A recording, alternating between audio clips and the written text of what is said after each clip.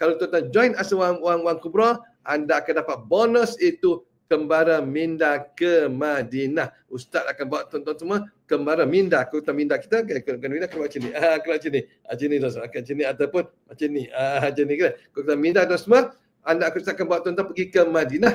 Pergi ke Madinah untuk ziarah Rasulullah sallallahu alaihi wasallam. Kita menggunakan kota minda kita. Pada minggu lepas, Ustaz bawa kembara minda ke Mekah.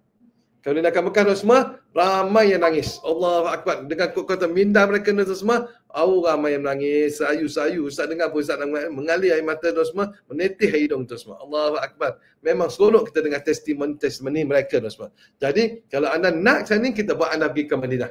Minggu lepas anda pergi ke Mekah, minggu ni kita pergi ke Madinah juga. InsyaAllah tu semua, Ustaz akan bawa anda kembali ke Madinah. Dan insyaAllah anda ikut step by step bersama dengan Ustaz. InsyaAllah anda dapat berjaya untuk mengembara ke Madinah. Ke Madinah bersama dengan Ustaz insyaAllah.